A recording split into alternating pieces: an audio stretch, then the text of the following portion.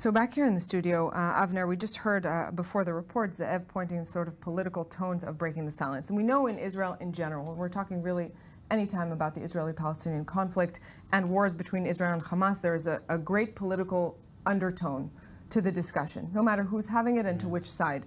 What's your response to those to what he says, that it's essentially a political group with political aims? Yeah, I mean, political means a lot of things.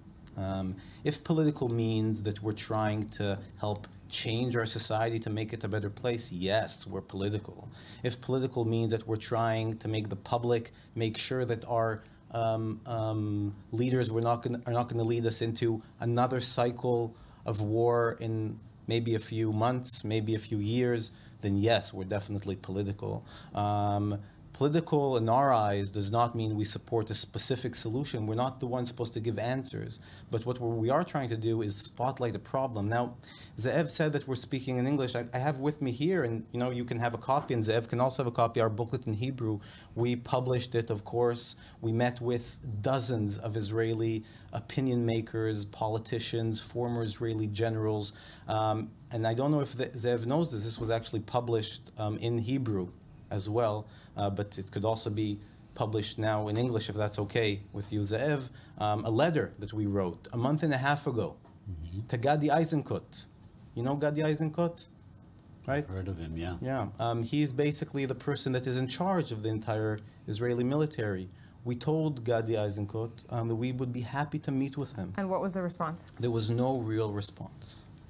And I think that's the sad truth that we're facing today. The sad truth, first of all, Breaking the Silence has met with politicians and has met with government officials in the past. I think there is a notion that you're not really trying to help the situation. You're trying to bully Israel and trying to make it worse by telling, just like a little kid in the courtyard, by telling about Israel to the world. Now, the main thing that bothers me with this report, which I've read, is that there is about 70 soldiers. You have a problem with them speaking out? No, they were officers. I have a problem with you. They could speak up. But that's what they're doing. We're the platform. You're the platform. You're the platform. Where should they speak out? To bashing and defaming Israel. Yeah, now I'm speaking. Thank you. The thing that bothers me the most about this report is that there is no context whatsoever. It's unbelievable. I went through the report and I was looking for something about Hamas and over 13,000 rockets that have been launched at Israel since the disengagement. None of that. I was looking for something about Hamas being constantly using the community in Gaza as human shields. There's nothing about that.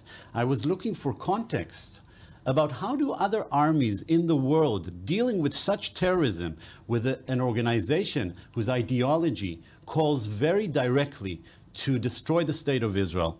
How do other armies in the world, Western armies, I'm not talking about the 200,000 that have been killed in Syria or the situation in Russia and Chechnya. I'm not talking about that. I'm talking about Western armies.